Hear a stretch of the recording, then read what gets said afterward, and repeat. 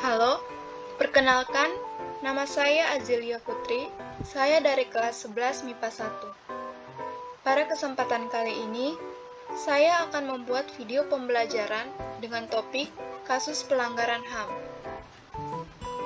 Kasus pelanggaran HAM disebabkan oleh dua faktor, yaitu faktor internal dan faktor eksternal. Yang pertama adalah faktor internal pelanggaran HAM. Faktor internal yaitu dorongan untuk melakukan pelanggaran HAM yang berasal dari dalam diri pelaku pelanggar HAM.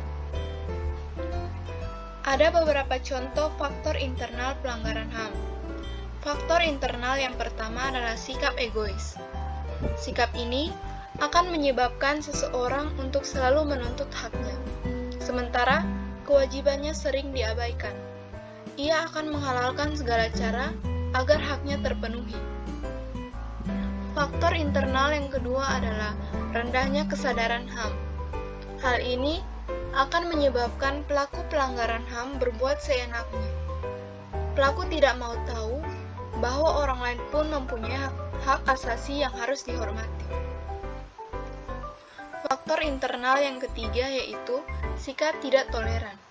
Sikap ini akan menyebabkan munculnya saling tidak menghargai dan tidak menghormati atas kedudukan atau keberadaan orang lain. Sikap ini pada akhirnya akan mendorong orang untuk melakukan diskriminasi kepada orang lain. Selanjutnya adalah faktor eksternal pelanggaran HAM. Faktor eksternal yaitu faktor-faktor di luar diri manusia yang mendorong seseorang atau sekelompok orang melakukan pelanggaran HAM. Ada beberapa contoh faktor eksternal pelanggaran HAM. Faktor eksternal yang pertama adalah penyalahgunaan kekuasaan. Di dalam masyarakat, terdapat berbagai macam kekuasaan. Kekuasaan ini tidak hanya menunjuk pada kekuasaan pemerintah, tetapi juga bentuk-bentuk kekuasaan lain. Misalnya, kekuasaan di dalam perusahaan. Para pengusaha yang tidak mempedulikan hak-hak buruhnya jelas melanggar hak asasi manusia. Faktor eksternal yang kedua adalah ketidaktegasan aparat penegak hukum. Penyelesaian kasus pelanggaran HAM yang tidak tuntas akan menjadi pemicu bagi munculnya kasus-kasus lain.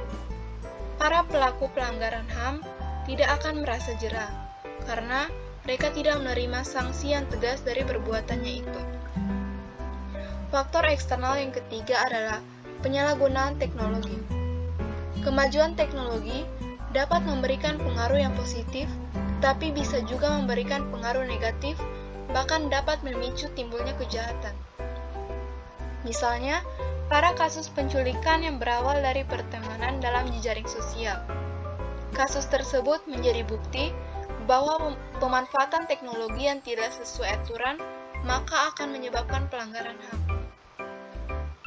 Faktor eksternal yang keempat adalah kesenjangan sosial dan ekonomi yang tinggi.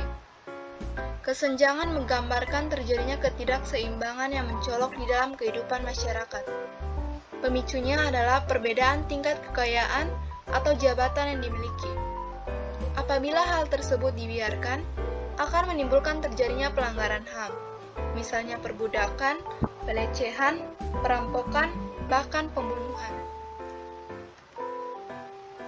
Yang terakhir yaitu contoh kasus pelanggaran HAM.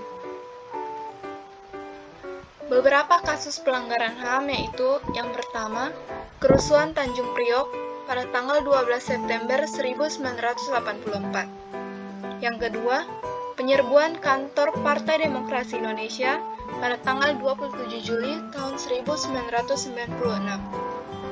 Yang ketiga, penembakan mahasiswa Universitas Trisakti pada tanggal 12 Mei tahun 1998. Yang keempat, tragedi Semanggi I pada tanggal 13 November tahun 1998.